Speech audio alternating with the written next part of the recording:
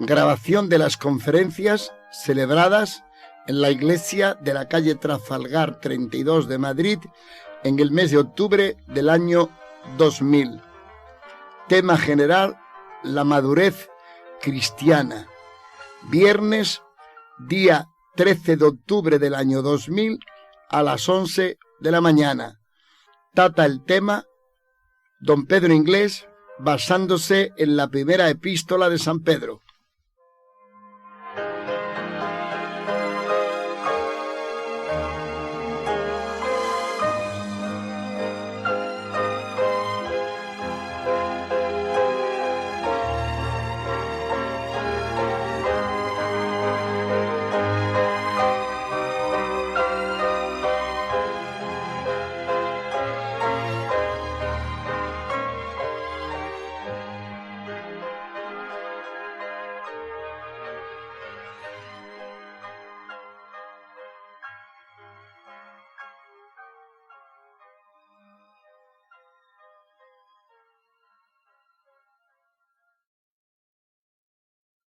Para los que no estuvieron ayer, diremos que tenemos como tema en los programas ciertos temas sacados de la primera epístola de Pedro, que como es natural no se puede agotar, pero dábamos ayer el esquema de lo que era la epístola y nos hacíamos una idea de cómo encajaban esos temas, cómo encajaban dentro del esquema.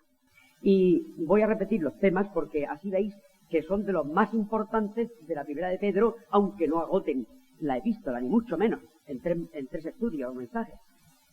Teníamos primero el tema de los extranjeros y peregrinos a quienes se refiere el apóstol.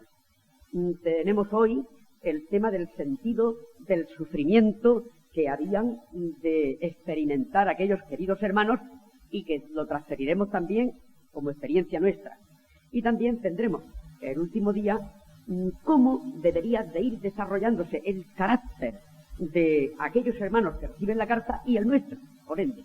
Así que, aunque no aparezca en esta epístola la palabra madurez que tenemos en las noches, pero lo que decíamos ayer, que estos temas también producen, como no, su aportación a la madurez de la que estamos escuchando por las noches. Por lo tanto, el título general del programa La madurez cristiana no desdice, porque alguno diría, pero si es que aquí en la segunda parte no aparece nada de madurez, comentario o temas de la primera de Pedro, pues eso que tiene que ver con el título general, dirían algunos, pues sí tiene que ver. Así que en este espíritu ya lo expliqué un poco más ayer y ahí lo dejamos. Sentido del sufrimiento, vamos a empezar primero en esta epístola.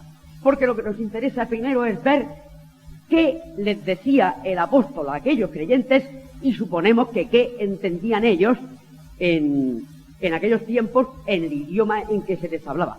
Cosa que a veces a nosotros tenemos que recurrir muchas veces a los grandes eruditos para que nos digan cómo se entiende esto que se les decía a las iglesias, porque aquí hay una palabra que no sé qué y tal. Y así, nosotros, en primer lugar, con mucho temor y temblor delante del Señor y con mucha unción, debemos de mirar primero qué quiere decir esto. Y después, ¿y cómo esto se aplica a mí? ¿Y cómo lo entendería aquella gente? ¿Y qué es lo que querrían decir los que la escribían por el Espíritu Santo? Y cuando descubrimos eso, por lo menos hasta donde somos capaces, pues ya llevamos un trecho ganado muy grande, ¿verdad? Por eso vamos primero a la epístola en el tema este del sufrimiento y después lo ampliaremos, como no, ya que lo principal de la epístola trata con el sufrimiento por la persecución, ciertas pruebas, y nosotros sabemos que hay algunas escrituras más que las veremos después. Mirad, queridos hermanos, ayer leíamos dos versículos que los vamos a repetir porque es el punto de partida, 4:12. Voy a empezar por ahí aunque parezca raro. 4:12. Amados, no os sorprendáis del fuego de prueba que os ha sobrevenido como si alguna cosa extraña os aconteciese, sino gozaos por cuanto sois participantes de los padecimientos de Cristo, para que también en la revelación de su gloria os gocéis con gran alegría. ¿Os extrañáis, queridos hermanos, a quienes escribo? Estos hermanos de la dispersión, que estaban dispersos, expatriados, etcétera, que mencionábamos ayer en el versículo 1 para localizar quiénes eran. ¿Os extrañáis? ¿Y nosotros, hermanos? ¿Y nosotros? Que nos creemos que ya hemos leído tanto y que ya hemos leído la misma carta de Pedro que le escribió a aquellos hermanos y otras muchas cartas en las que tenemos facetas del sufrimiento. Y cuántas veces también nosotros nos sorprende y decimos, pero Señor, y como una hermana me decía ayer, y a veces nos rebelamos. Amén. Así es, y no debiéramos. La palabra de Dios nos enseña cómo no hacer eso, cómo no extrañarnos y por lo menos cómo no rebelarnos sobre todo eso.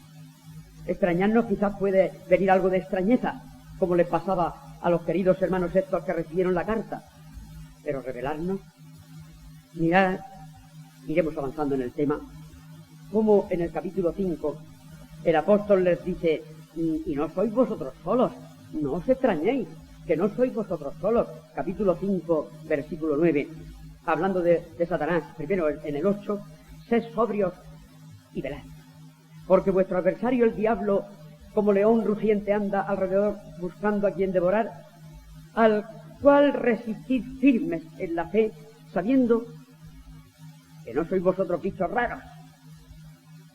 Sabiendo que no sois vosotros bichos raros, queridos hermanos, a quienes os escribo, sabiendo que los mismos padecimientos se van cumpliendo en vuestros hermanos en todo el mundo.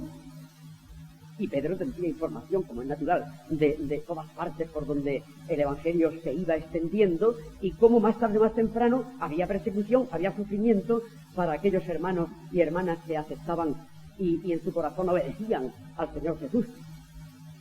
Entonces, partiendo de aquí, quisiera ahora ya, desde el principio de la epístola, quisiera ya ir viendo los versículos que tienen que ver con el sufrimiento y observando algunos detalles que luego veremos, aunque no podremos ni mucho menos hacer la exégesis de cada versículo. Esto es temático y no se podrá por el tiempo. Capítulo 1, versículos 6 y 7, que son los más clásicos que se citan de esta epístola. Versículo 6 está hablando que en la salvación y en la herencia, en lo cual, versículo 6, vosotros os alegráis, aunque ahora, por un poco de tiempo, si es necesario, tengáis que ser afligidos en diversas pruebas, para que, sometida a prueba vuestra fe, mucho más preciosa que el oro, el cual, aunque perecedero se prueba con fuego, sea hallada en alabanza, gloria y honra cuando sea manifestado Jesucristo. Seguimos el 8, que es tan precioso, a quien amáis sin haberle visto, en quien creyendo ahora, aunque ahora no lo veáis, os alegráis con gozo inefable y glorioso. Y se ve esta combinación aquí en estos versículos, hermanos, de la prueba, del fuego de prueba, del dolor que implicaría la prueba y el gozo. Nunca están disociados en las Escrituras, sobre todo en Romanos 5, que quizá leamos luego. En lo cual, en esta salvación, vosotros os alegráis. Y en el 8, ¿en quién os alegráis? Es decir, que en el 6 es en la salvación y en el 8 es en el mismo Señor en quien se alegraban, se esforzaban. Pero quisiera que nos fijáramos en dos palabritas pequeñas que van a ser lo que más vamos a usar a lo largo de esta mañana. ¿Para qué? Versículo 7. Para que, sometida a prueba vuestra fe. En las Escrituras, al que está sufriendo, y quizá pasados siglos todavía no se revela claramente y a veces de ninguna manera el porqué del sufrimiento, pero sí muchas veces el para qué, aunque no sea inmediatamente.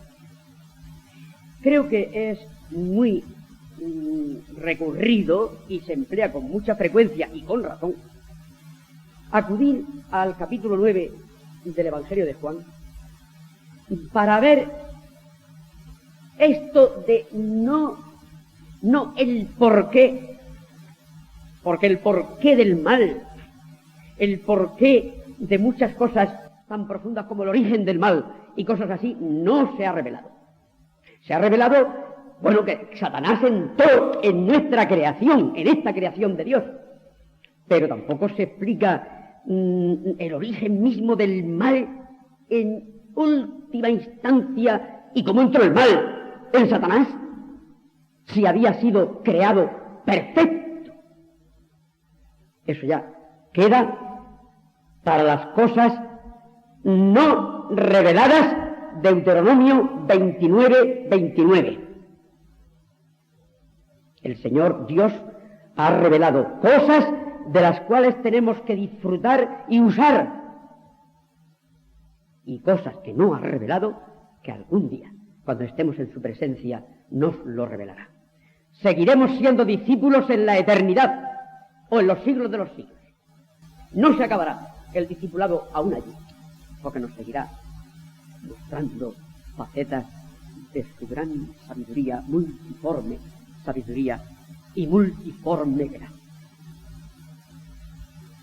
Entonces dice en el capítulo 9 de Juan, del 1 al 3, al pasar Jesús vio a un hombre ciego de nacimiento y le preguntaron sus discípulos diciendo: Rabí, ¿quién pecó, este o sus padres, para que haya nacido ciego?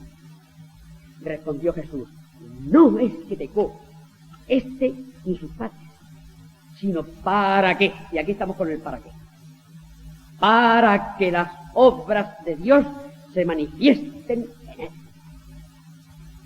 La pregunta de los discípulos no era extraña, y máxime en un ambiente de fondo judío, porque la ley de la siembra y la siega, la cual está vigente, Gálatas 6:7, está vigente. No os engañéis, Dios no puede ser burlado. Todo lo que el hombre sembrare, esto también necesitará. Y a no ser por un acto de la gracia, por un acto de la misericordia de Dios, recogemos y percibimos la ley de la siembra y la siega, aún en este mundo, aún en la vida ordinaria todavía. Y los discípulos, en ese orden de ideas, como los amigos de Job, en el mismo espíritu, pero quizás sin la malignidad de los amigos de Job, quieren saber, y este ciego de nacimiento, pobrecito, pues ¿qué harían sus padres? ¿Qué cosa más gorda no harían? O él. Y dice el Señor: no es que pecó este ni sus padres. Hombre, ya estamos otra vez con las contradicciones de la Biblia, diría un incrédulo. ¿No dice vuestra Biblia que no hay justo ni aun uno, por cuanto todos pecaron y están destituidos o no alcanzan la gloria de Dios? Pues sí que pecarían. Sí, pero no está dicho en ese sentido. No está dicho la pregunta de los discípulos en ese sentido, sino en el sentido que algo excepcional, algo gordo han hecho estos hombres, el padre y la madre, para que este hombre haya nacido ciego, como el caso de Job. Y el Señor dice: no, ni este ni su. En ese sentido de pecado excepcional, porque pecadores somos todos, los padres del ciego, el hijo y nosotros, el hijo del ciego, el hijo también del ciego. Y dice: no es que pecó, sino para qué. Y tú te quedas asombrado, yo por lo menos, de que la segunda parte del versículo dice: y tener ahí a un hombre ciego toda su vida. 40 años me parece que dice a lo largo después del capítulo que tenía este hombre. 40 años ciego. Para que las obras de Dios se manifiesten en él. Pobrecito. Enseguida nosotros, creyentes en el Creador, sustentador, y que como el Padre se compadece de los hijos, se compadece el Señor de los que le temen. sabemos que Él no hace nada para perjudicar. Y esta finalidad que se ve aquí en el para qué es para que un día el Verbo encarnado, un día que había de pasar por allí y que tenía que manifestar las credenciales del reino, porque Él manifestaba las credenciales del reino con estos milagros, con estas parábolas, con estas palabras que salían de su boca, que jamás hombre alguno había pronunciado. Y se tenía que manifestar su gloria, si no, ¿cómo iba a escribir después Juan? Y vimos su gloria, gloria como la del unigénito del Padre, lleno de gracia y de verdad. Tenían que ver su gloria, porque es que no es que tenían que verla, es que emanaba.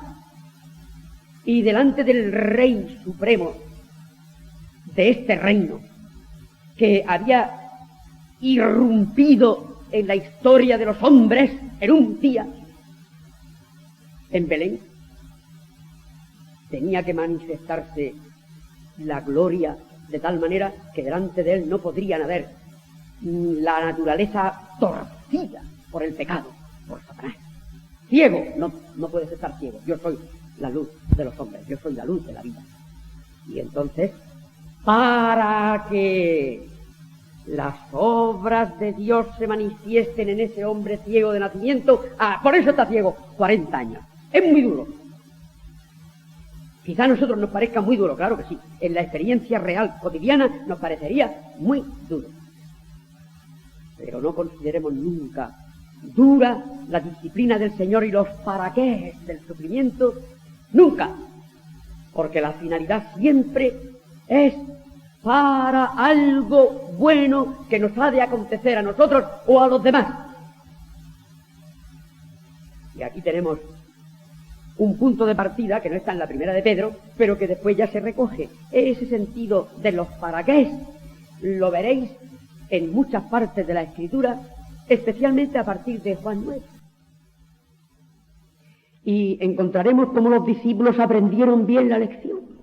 Y en sus epístolas en general se puede sacar muchos versículos, de los cuales mostraremos algunos ejemplos esta mañana, de que siempre hay un para qué en el sufrimiento, aunque no conozcamos los últimos porqués.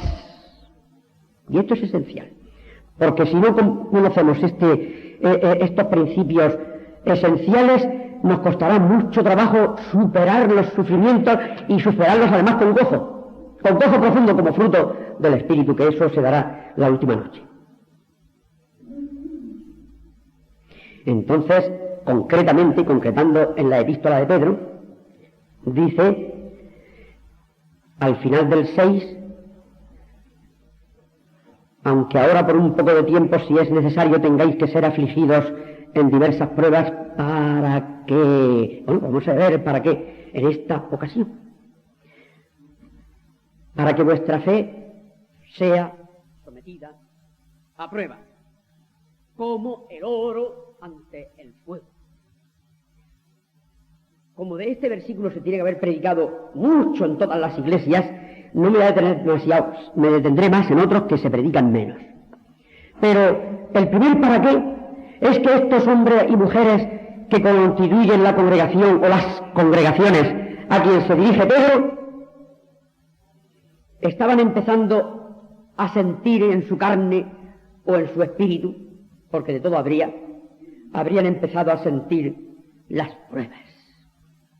Y dice Pedro, sois relativamente nuevos en la fe, y vuestra fe ha de ser probada. Si no continuáis, si salís amargados de aquello, si salís despotricando en contra de Dios que permite esas pruebas,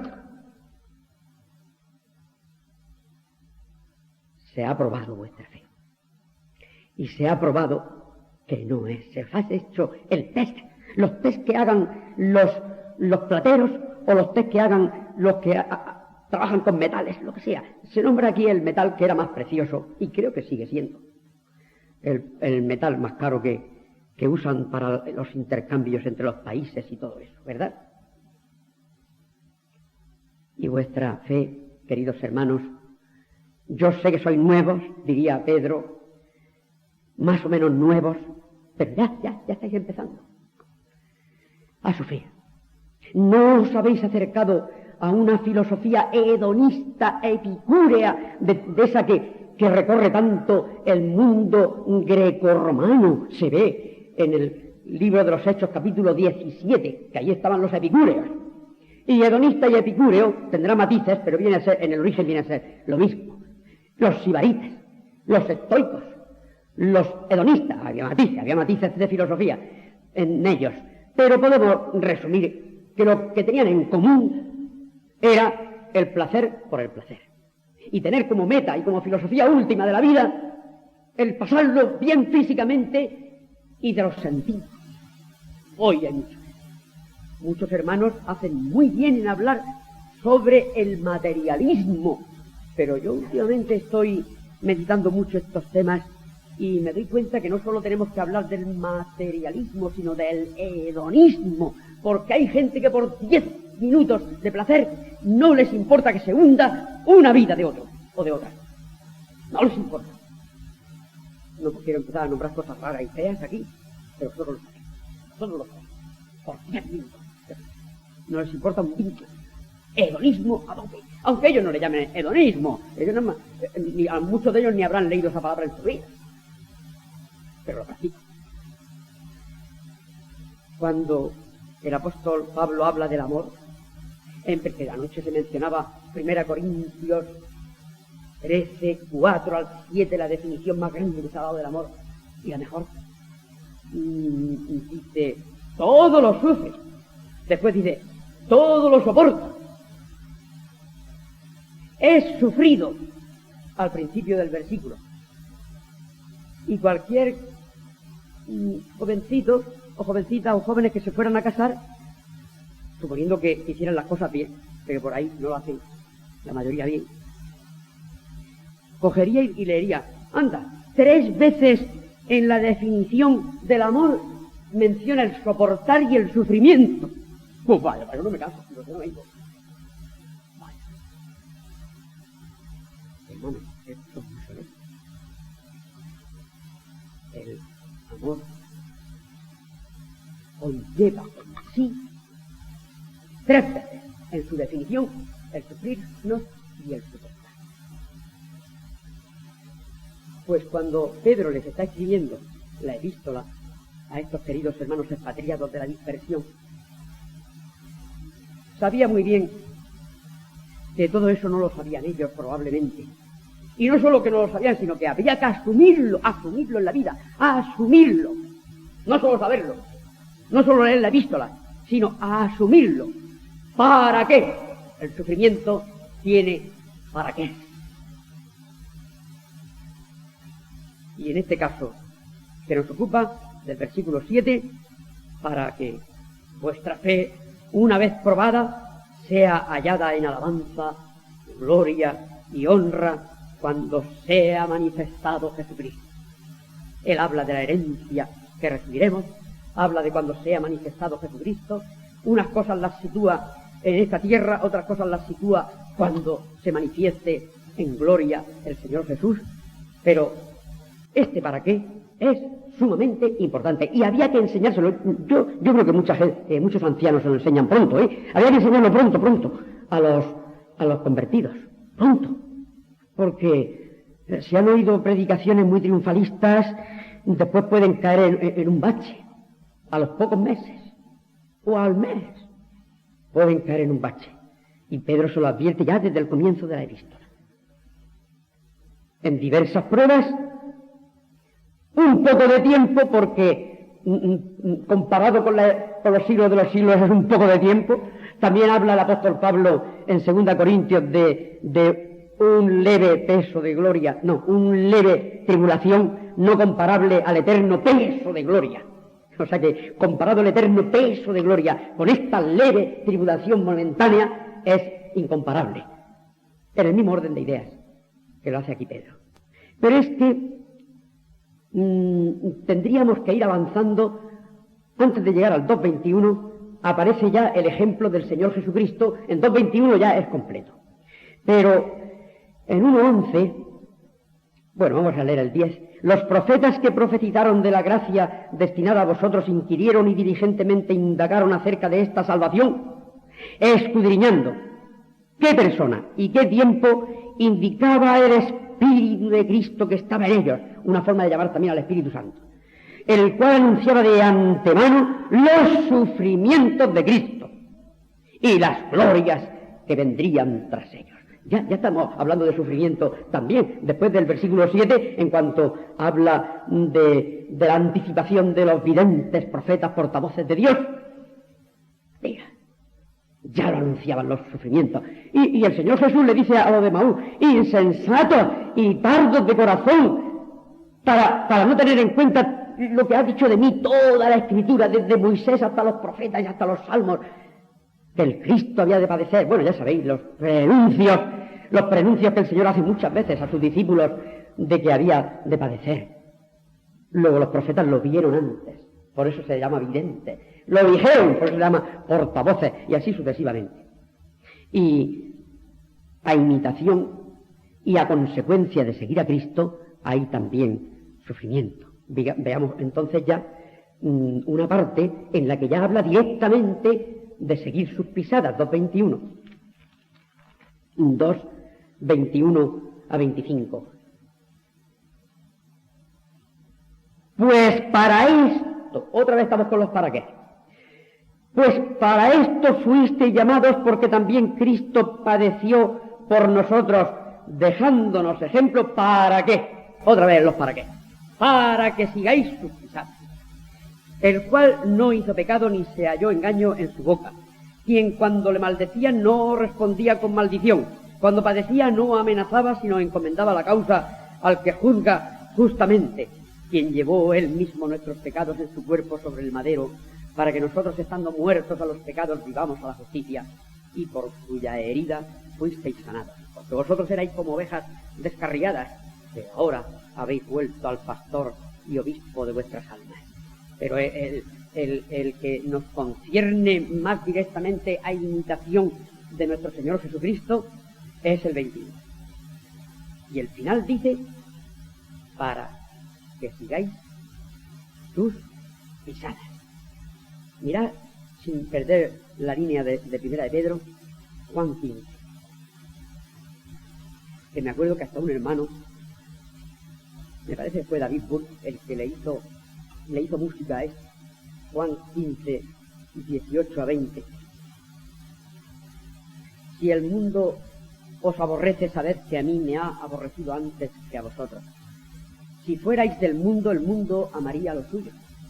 Pero porque no sois del mundo, antes yo os elegí del mundo, por eso el mundo os aborrece. Acordaos de la palabra que yo os he dicho: el siervo no es mayor que su señor. Si a mí me han perseguido, también a vosotros os perseguirán. Pero viceversa, si algunos guardan mi palabra, también guardarán la vuestra. Porque realmente no eran tantos cuando se reúnen al principio de los hechos, 120 personas. Pero de esas 120 personas, otros guardarán también vuestra palabra. Pero si a mí me han perseguido, también a vosotros os perseguirán. El siervo no es mayor que su señor. Queridos hermanos, cuando llegamos otra vez a Primera de Pedro, pasamos allí, está en el mismo orden de ideas, aunque podríamos citar bastantes más versículos sobre la imitación del Señor Jesús en esto del sufrimiento, pero creo que en los temas de la noche hay algo que tiene que ver directamente con la imitación del Señor Jesús, y por eso yo ahorro un poco de tiempo en esta mañana. Está clarísimo que la imagen de Cristo que oíamos anoche se va produciendo en nosotros por el Espíritu Santo que nos ha sido dado, y se explica en Romanos 15. El Espíritu que Él ha el amor que Él ha depositado en nuestros corazones por el Espíritu Santo que nos ha sido dado. Y al representar de una forma natural, que sale, que irradia el carácter de Cristo alrededor, ven en la Iglesia, en los hermanos en particular, pero en la Iglesia en general, ven al Cristo que para ellos es invisible. Así que también entre las misiones de la Iglesia aquí es hacer visible al Cristo que para ellos es invisible. Que eso evangeliza, ejemplifica y todo lo que queráis. Hacer visible al Cristo que para ellos es invisible. Así que 2.21 va por ese orden de ideas. Pero hemos de ir un poquito más atrás otra vez. ¿Por qué?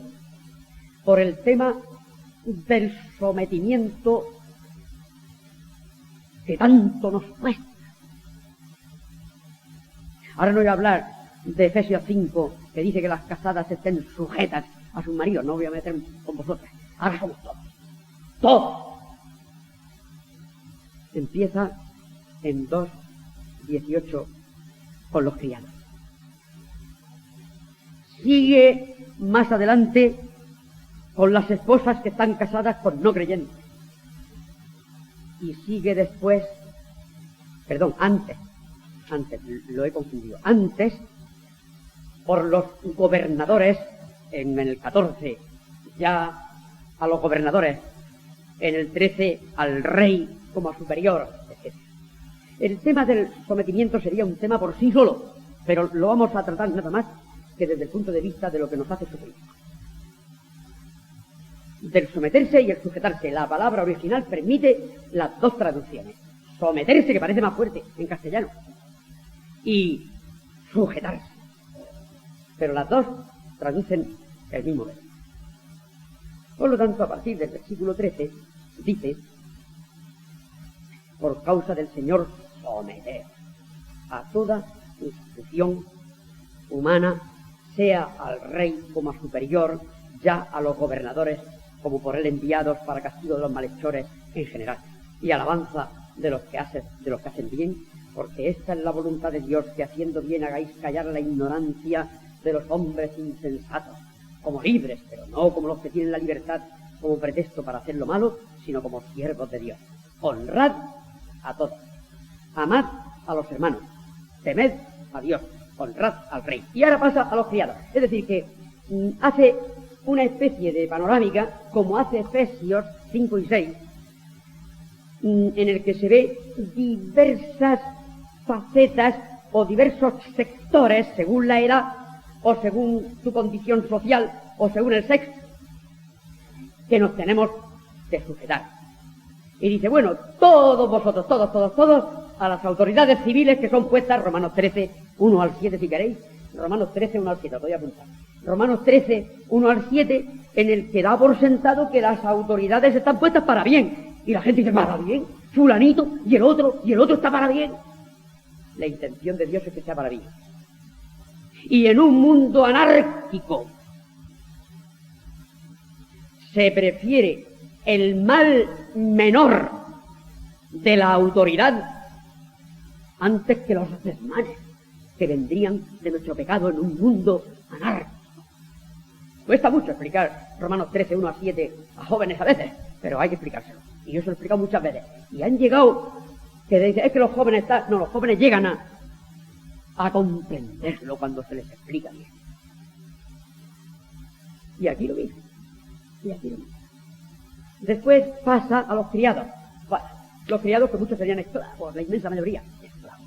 Esclavos que además algunos de ellos tenían amos difíciles de soportar. El versículo 18. Con todo respeto a vuestros amos, no solamente a los buenos y afables, sino también a los difíciles de soportar. ¿Esto conlleva sufrimiento o no conlleva sufrimiento, hermanos? Por eso lo metemos dentro del tema del sufrimiento. ¿Cuánto sufriría un esclavo que le cargaran un peso excesivo para transportar de aquí para allá, y todo el día transportando, y todo el día cargando agua, o todo el día cargando grano, o todo el día abriendo zanjas, y algunos todo el día remando en las galeras, y otros en las minas, que se morían en pocos días, se morían los que metían en las minas, y así sucesivamente. Pues observen que del 18 al 20 es el sufrimiento especialmente de los que están sometidos a amos. Mira cómo sigue el 19. Porque esto merece aprobación. Si alguno a causa de la conciencia delante de Dios sufre molestias padeciendo injustamente. Pues qué gloria es, si pecando sois abofeteados y lo soportáis. Eso lo hacíamos en la introducción de ayer ya. Esto del pecado o del delito civil, que está mal visto por todo el mundo, pero el delito que no es civil, que no es el delito común, sino que es por ser cristianos. El 20. Pues qué gloria es si pecando sois abofeteados y lo soportáis, mas si haciendo lo bueno sufrís y lo soportáis. ¿Veis la relación entre el sufrir y el soportar? Esto ciertamente es aprobado delante de Dios. Hemos visto las autoridades, hemos visto los criados que podían estar con amos incluso difíciles de soportar, y vemos, y este caso es sangrante, mujeres que están sujetas a maridos no creyentes. Y hemos conocido a lo largo de nuestro ministerio en la vida, y todos los que son aquí mayores tienen que haberlo conocido, lo que nos han contado. Y han ido a consultarnos mujeres, pobrecitas, extenuadas ya, que ya no pueden más.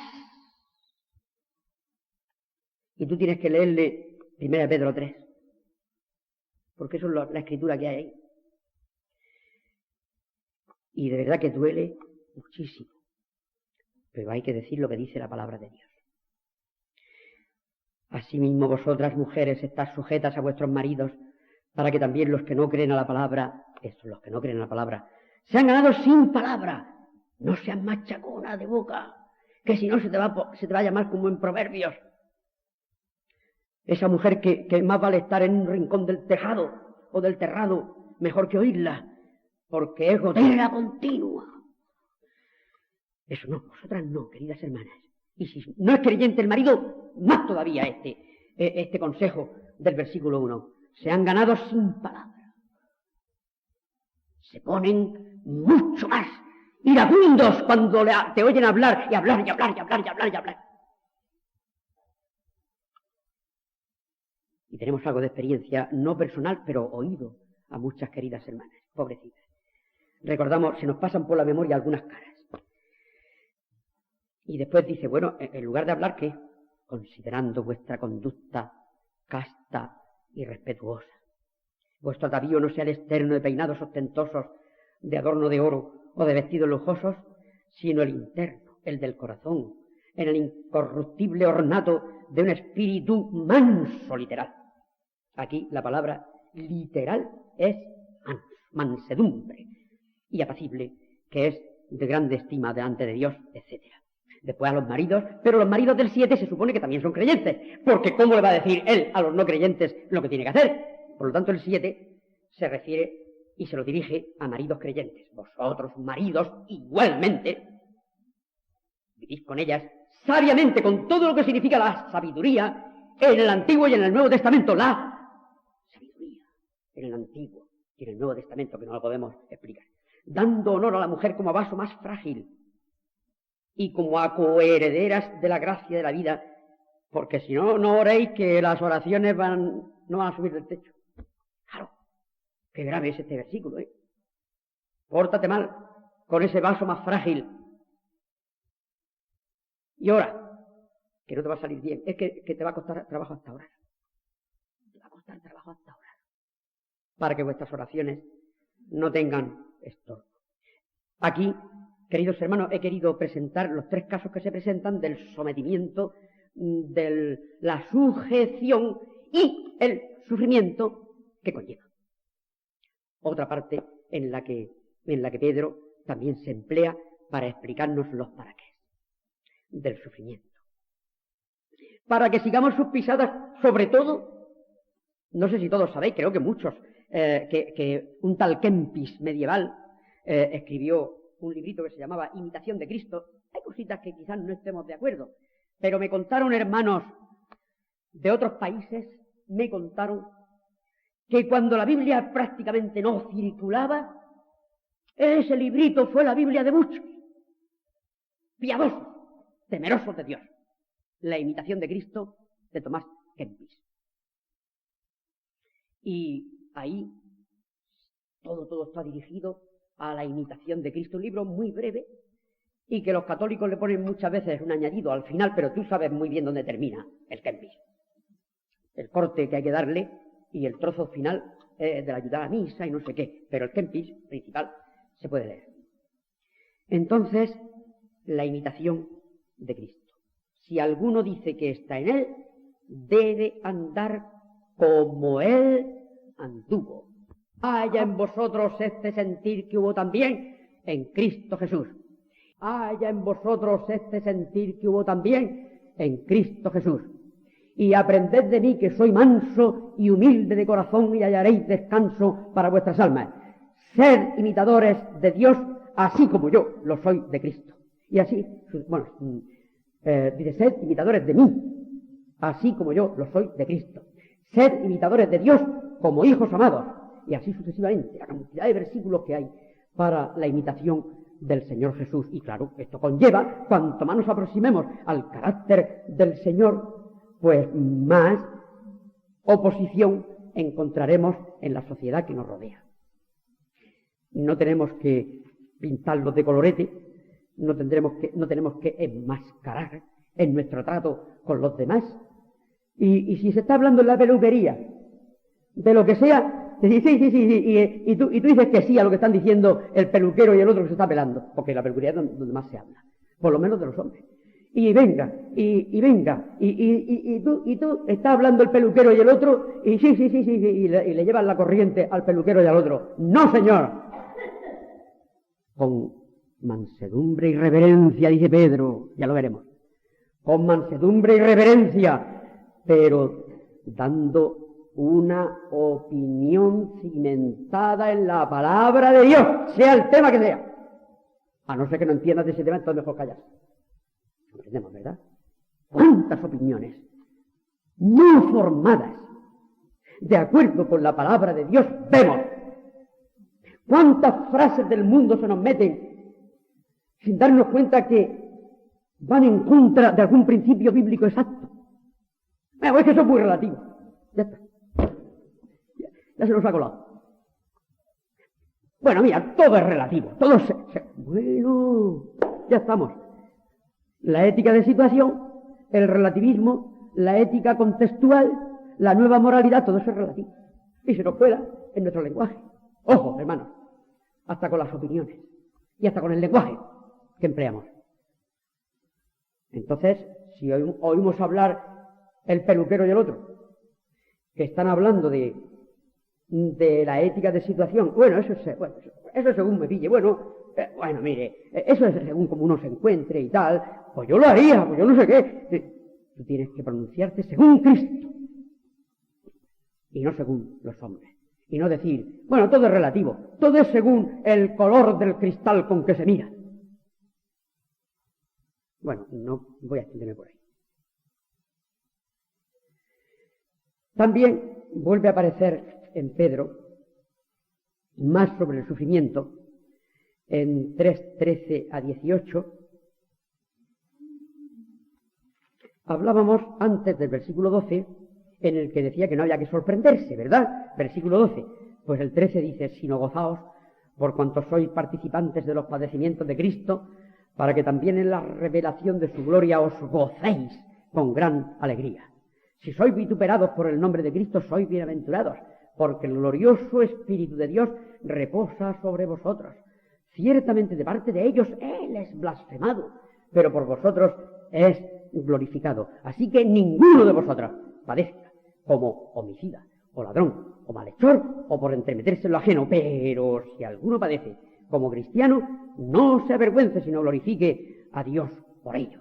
Anda en el mismo orden de ideas del Maestro cuando dice en el Sermón del Monte, en la Bienaventuranza, bienaventurados los que padecen persecución por causa de la justicia, no perseguidos por los guardias de la justicia, no, sino por causa de que eres justo y tu amor a la justicia. Pero aquí no encontramos para qué es Y yo solamente voy a leer algunos para que lo veamos. Pero después iremos a algunos más. ¿Para qué? Para completar el tema que hay en otros, no todos, pero otros ejemplos de otros lugares de la Escritura, y podemos tener una perspectiva un poquito más extensa del para qué del sufrimiento. Leamos algo más en Primera de Pedro acerca del sufrimiento, y si no aparece la palabra para qué, nos vamos a otros versículos que aparece. Es portentoso como está escrita la palabra de Dios. ¿Cuántos versículos hay? Y no voy a dar todos, que aparecen con para qué del sufrimiento. Vamos a terminar con los versículos que hay en Pedro, 4, 12 a 19, y esto prácticamente casi lo hemos leído. El 5, 8 a 10 también trae algo. 5, 8 a 10, sed sobrios y velad, porque vuestro adversario el diablo, como león rugiente, anda alrededor buscando a quien devorar, al cual resistís firmes en la fe, sabiendo, y también habla de padecimientos, que los mismos padecimientos se van cumpliendo en vuestros hermanos en todo el mundo. Y el 10 también. Mas el Dios de toda gracia, que nos llamó a su gloria eterna en Jesucristo, después que hayáis padecido un poco de tiempo, Él mismo os perfeccione, afirme, fortalezca y establezca. A Él sea la gloria y el imperio por los siglos de los siglos. Amén. Sentido del sufrimiento, que era nuestro tema. Aquí hay sufrimiento. En algunos versículos de Pedro se explicita el sentido del sufrimiento. Y ahora vamos a ver algunos versículos más como muestra del para qué. Vamos a Hebreos. Y yo creo que algunas personas que no los tengan estos versículos, los que los tengáis, me alegro, y en vuestra casa los repasáis. Pero los que no tengan apuntados estos versículos, convendría que lo apuntaran para recordar que hay un sentido en el sufrimiento explicitado en diversos pasajes de la Biblia, de los cuales os voy a dar un ejemplo. Y os servirá de mucho, queridos hermanos, mucha finalidad práctica tiene encontrar los para qué del sufrimiento, o el sentido, que es lo mismo decir para qué que decir sentido del sufrimiento. Hebreos 12, no sé si he dicho el versículo, Hebreos 12, 10 y 11, nada más que eso, porque habría que leer mucho más de 12. Y aquellos nuestros padres terrenales, 12, 10, y aquellos nuestros padres terrenales, ciertamente por pocos días nos disciplinaban como a ellos les parecía, según su leal saber y entender. Y los que somos padres aquí sabemos que es así, y que no lo sabemos todo. Pero este Padre celestial, nuestros padres terrenales y nuestro Padre celestial, nuestro Padre celestial, Padre de los Espíritus, que se llama ahí arriba, para lo que nos es provechoso. ¿Para qué? Ya estamos con el para qué. Para que participemos de su santidad. Mañana por la mañana hablaremos de la santidad. Por eso no me entretengo ahora. Pero tiene también otro para qué. Esa disciplina que nos daban nuestros padres terrenales, y bendito sea el que ha tenido un padre y madre, o padre o madre, que le haya disciplinado a tiempo. Yo tuve una madre que hizo de padre y de madre, porque mi padre murió a los 8 años. Y estoy muy contento de cómo me disciplinaba, así me llevaba derecho como una vela. Y veneramos, dice aquí que dice aquí el versículo 9, nuestros padres terrenales que nos disciplinaban y los venerábamos. Así sea. No sé de este mundo si es así, pero creo que quedamos hijos todavía. Así. Y tenemos hijos, ya, algunos, que han pasado por esta etapa. ¿Y esto es para qué? Esta disciplina al principio no parece ser causa de gozo, sino de tristeza. Hombre, si te disciplinan en ese momento te da mucha rabia. No sufres, vamos que no estás contento. Te han contradicho el carácter, te han retorcido las tripas. Pero a largo plazo, después, produce fruto apacible de justicia, en los que en ella, en esa disciplina, han sido ejercitados. Santidad, fruto de justicia, que produce la disciplina que viene del Señor. ¿Que es una enfermedad? Pues será una enfermedad. ¿Que es un revés económico? Pues será un revés económico. ¿Que es un disgusto que tú no te lo esperabas de un hermano, o por una hermana, o el esposo, o el hijo, o lo que sea? Pero todo produce fruto apacible de justicia. Y si es una cosa mala que tú has hecho, esa disciplina sí que está inmediatamente aquí en Hebreo. Para arrepentimiento, decíamos que era para santidad, ahora para arrepentimiento, 2 Corintios 7, 8 a 10. 2 Corintios 7, 8 a 10. Dice así: porque aunque os contristé con la carta, no me pesa, aunque entonces lo lamenté, porque veo que a aquella carta, probablemente la primera a 2 Corintios, aunque por algún tiempo os contristó, ahora me gozo, no porque hayáis sido contristados, sino porque fuisteis contristados para arrepentimiento, porque habéis sido contristados según Dios, para que ninguna pérdida padecieseis por nuestra parte, porque la tristeza que es según Dios produce arrepentimiento para salvación, de lo cual no hay que lamentarse, diríamos aquí, o no hay que arrepentirse, pero la tristeza del mundo produce muerte. Queridos hermanos, aquí se habla de 2 tristezas: la tristeza que es según Dios y la tristeza que es según el mundo. La tristeza que es según el mundo es cuando has corrido un bacalao de esos que dicen ahora 3 días seguidos o 4 días seguidos sin dormir, con las cuerdas que se hace por ahí, y llega agotado, que se lo haya hecho, claro, y llega agotado y amargado, como no le sigan suministrando droga, está amargadísimo, y es tristeza según el mundo. O si tú haces algo, aunque no está tan gordo, pero que tú te das cuenta que eso era pecaminoso y que habías tomado los módulos de conducta del mundo y no los de Dios. Esa produce cuando estás solo en tu camita y con la almohada, te acuerdas perfectamente que eso es tristeza del mundo. Pero dice Pablo: si yo os he escrito reprendiendo vuestras malas cosas, si yo os he dicho, sí, yo estoy muy contento con vosotros, Corintios, porque tenéis muchos dones, porque sois no sé qué, muy bueno, y me alegro, y oro por vosotros. Pero anoche recordaba a Samuel estas escrituras, también así de pasada, y dije, pero sois carnales todavía.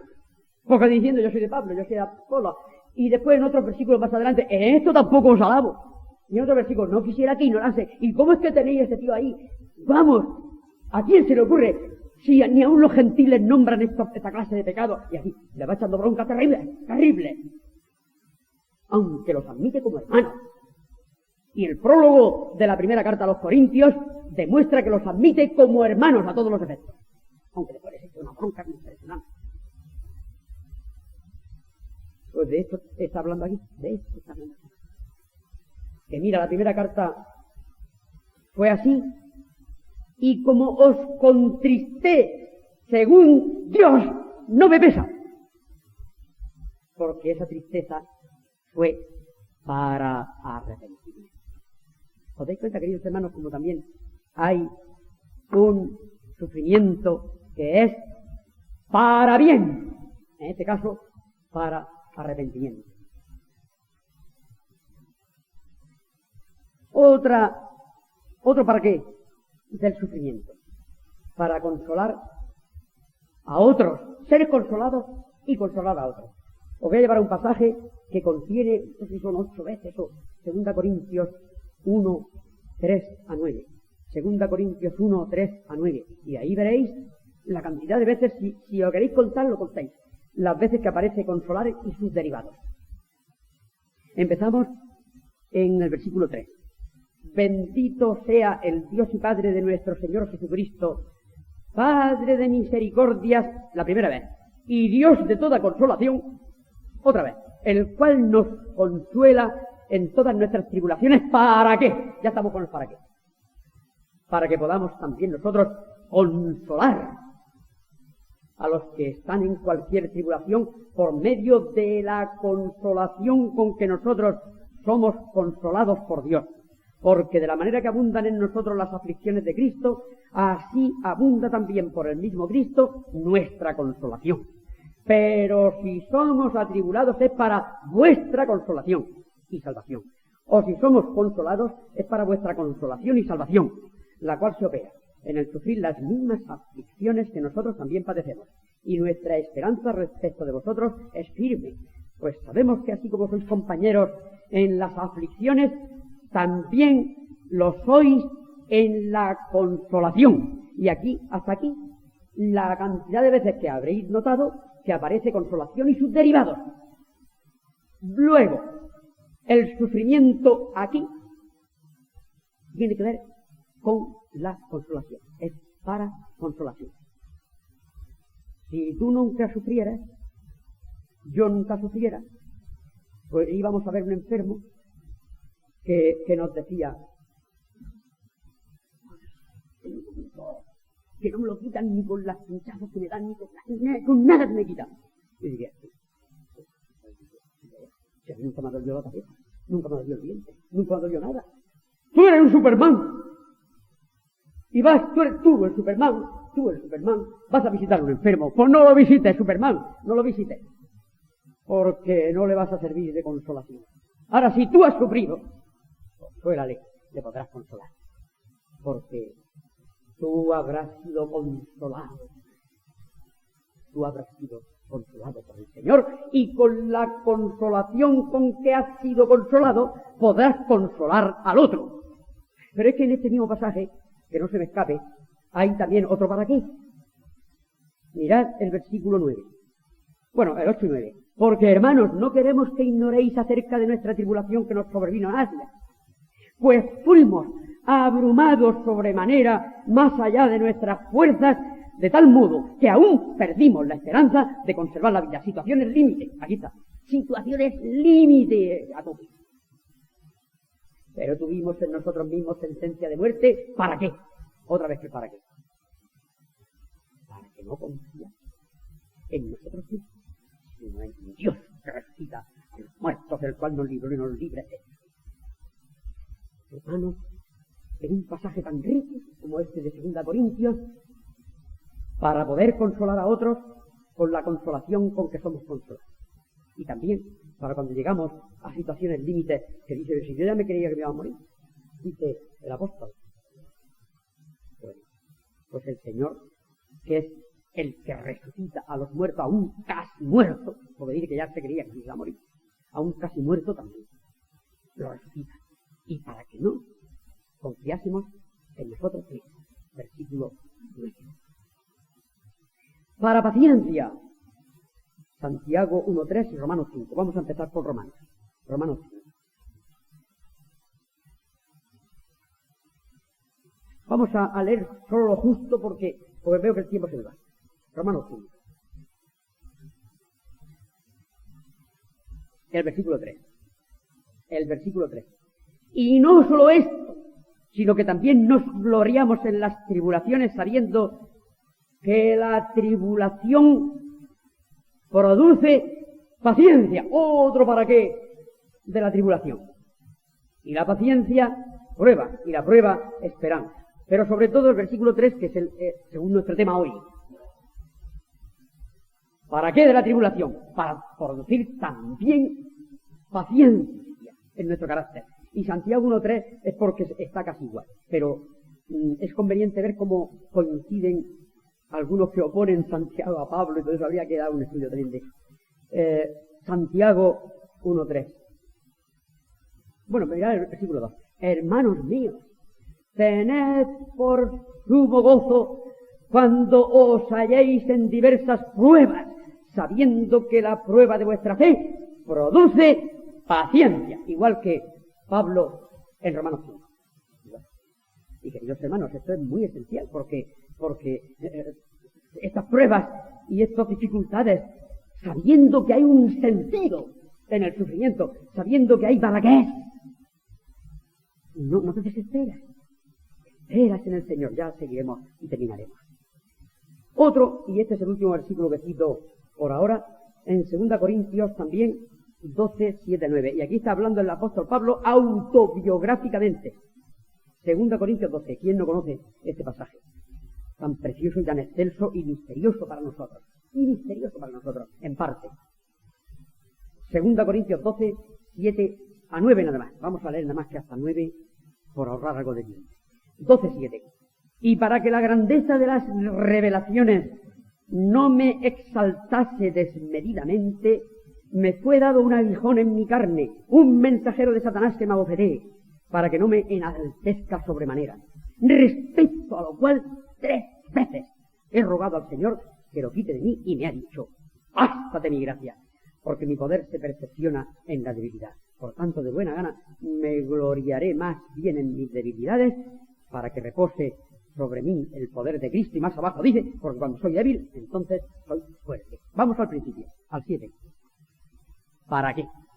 ¿Veis? Estamos buscando pasajes que muchos de ellos llevan la palabra ¿para qué?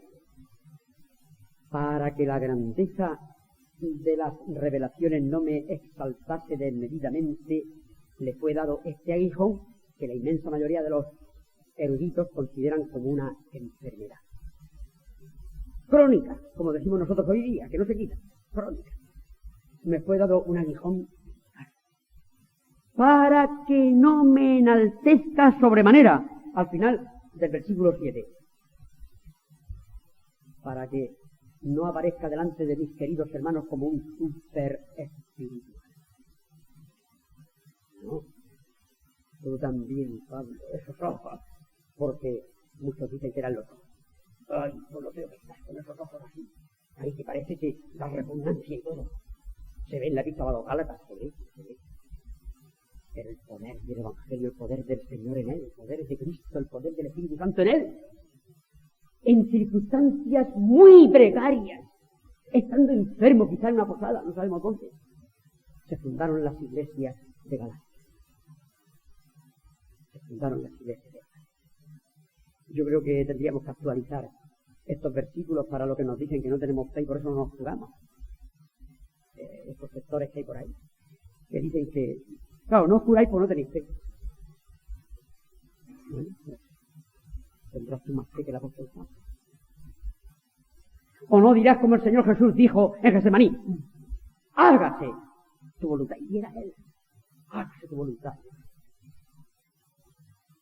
Pues él no era Dios, él no era de la Trinidad también, pero aquí estaban los designios de la Trinidad. Era acuerdo aquel que tomaron, no sé cómo. Esta noche creo que lo podemos hablar. Hermanos, el Señor mismo dijo: hágase tu voluntad. Cúrame, Señor, 3 veces, cúrame. No me cures porque me dices: bástate mi gracia, pues no me cures. Venga, adelante. Y se convierte gente en Galacia, porque en Galacia, no sé si habéis dado cuenta que al principio de la epístola dice a las iglesias en plural de Galacia, pero no era una, no sabemos lo que habéis. Y fue en medio de una enfermedad que producía repugnancia, lo que tenía el apóstol Pablo en Galacia. Y oró, y así no se podía enaltecer. Mira, no tengo aspecto de esos, de figurines de esos, de los tereos y de las películas, no tengo el cuerpazo ese, no, ni la cara esa, no lo tengo. Mira, pobrecito de mí, qué diferencia de esto. Así, ¿cómo voy a prestar yo en un estadio? Hombre, voy a prestar en un estadio de 50.000 almas a predicarles el Evangelio, con lo feo y con los aspectos de la enfermedad bien claros. Vosotros sabéis lo que digo. Por lo tanto, queridos hermanos, los paraqués del sufrimiento en Pedro, que lo hemos visto, nos hemos salido algo de la epístola para ver que no es solo Pedro, sino que hay más. Y yo terminaría con algunos 3 versículos nada más que nos hablan de sentido, muy claro, sentido. No solo con paraqués, sino más explícito. Romanos 8:28, que muchos lo tenemos como lema, algunos lo ponen hasta en las tarjetas que le mandan a otros, etcétera. Romanos 8:28, pero ¿sabemos lo que significa a fondo? Y sabemos que a los que aman a Dios todas las cosas les ayudan a bien. Esto es, a los que conforme a su propósito son llamados. Y hay otra lectura que es legítima, que dice, y sabemos que todas las cosas cooperan al bien de los que a Dios aman. Es decir, imagínate Dios desde arriba y viendo este planeta Tierra y viéndonos a nosotros movernos de acá para allá y que nos ve a todos. Y tú dices, ¿cómo nos ve a todos a la vez? Pues nos ve, porque es infinito. No tiene límites. Y entonces dice, esto que está pasando aquí será para bien de los que me aman. Esto que está pasando, este disparate que se está haciendo allí, será para el bien de aquel que me ama, o de aquella. Es que la visión del que tiene, está desde muy arriba y ve casi el mapa entero. Y mucho más. Cualquier comparación se queda corta. Y este versículo nos indica que cualquier comparación se queda corta. Porque todos los hilos, todos los factores cooperan para el bien de los que a Dios aman. ¿Lo crees, hermano? ¿Lo crees? ¿Lo crees, hermana? Muchas veces he tenido yo que recurrir a esto en momentos de crisis, ¿no? Queridos hermanos, de verdad que te da un gozo y un sosiego. Qué palabra más buena tenemos ahí en el idioma. Decir, para corazón, para cabeza. Si él está manejando los hilos, está gobernando los detalles hasta los más mínimos, los está llevando de aquí para allá para el bien de los que le quedan. Operan. Todos esos factores operan para el bien, aunque esté sufriendo, aunque estemos sufriendo. Y ahora vamos a ir más lejos todavía. Uno que ya lo veía bien claro por el Espíritu. Génesis. No hablábamos ayer que el Dios de la gloria habló a nuestro padre Abraham, habló a José, habló a Moisés y a toda esa gente. Les habló, aunque no estaba el templo de rocas, de piedra. ¡Qué templo! Génesis 45, 5 a 8.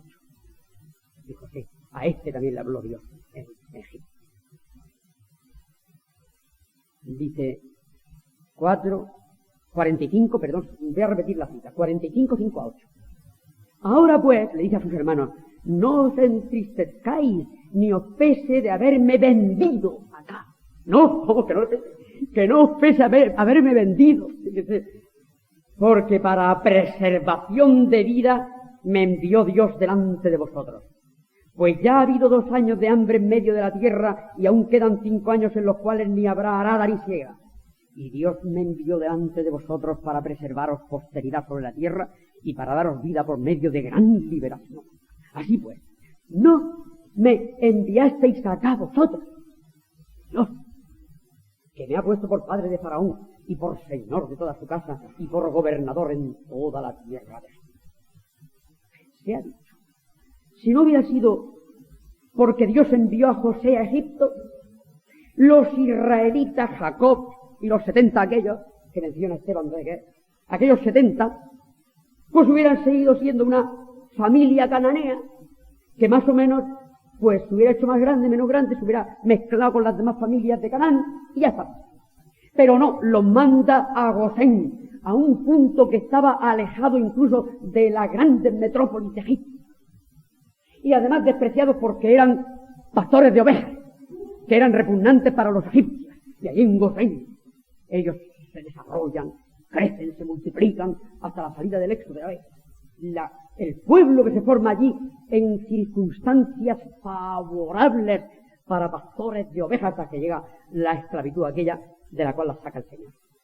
Pero una familia que en Canaán probablemente, digo yo, se hubiera mezclado con las demás familias, es preservada en un lugar especial, lejos o apartados un poco de los egipcios y lejos de los cananeos, hasta que se forma un pueblo, lo que era una familia.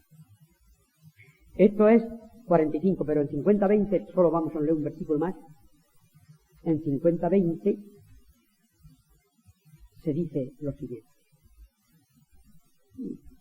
Vosotros, está hablando también José, claro, vosotros pensasteis mal contra mí, mas Dios lo encaminó a bien para hacer lo que vemos hoy, para mantener en vida a muchos pueblos. Y de aquí sale nada menos que el pueblo de Israel, y del pueblo de Israel era el Señor Jesús. En fin, tenemos que terminar con algunas pequeñas reflexiones sobre el sufrimiento y nosotros. Si tú no aceptas, si yo no acepto la prueba o el sufrimiento, se produce una tensión indescriptible que me agrava, que te agrava la enfermedad. ¿Quién de los que estamos aquí no conoce este fenómeno? Por si no lo conocéis, algún joven o alguien, que lo aprendéis. Cuando no aceptas que el sufrimiento tiene un sentido que Dios reorientará para bien, no lo aceptamos, nos rebelamos, peor para ti, peor para mí, porque se agravará el mal que padeces, en lugar de.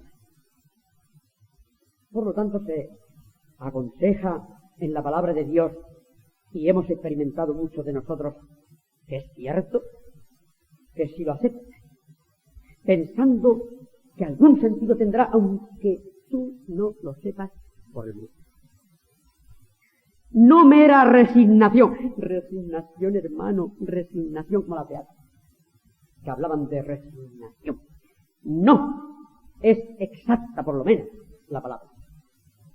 Porque frente a la mera resignación hay una aceptación del plan de Dios inteligente en nosotros. No lo sé todavía, Señor, no lo sé. Sácame de esta prueba porque me está resultando muy difícil, pero hágase tu voluntad. Y como yo sé por tu palabra que algún día, a lo mejor dentro de 5 años, algún día me mostrarás el sentido de este sufrimiento, me rindo. Tengo sosiego porque acepto, no me rebelo, no lucho contra ti, porque en definitiva luchas contra él. Cuando no se acepta el sufrimiento, hay que aprender esa lección en la escuela de Dios y aprender que se incorpora dentro del plan de Dios para nuestra vida. Y vuelvo a repetir, si no hay aceptación, si hay rechazo, si hay rebeldía, peor, o nos ponemos más graves. No podemos, no debemos ser quejumbrosos, plañideros o plañideras.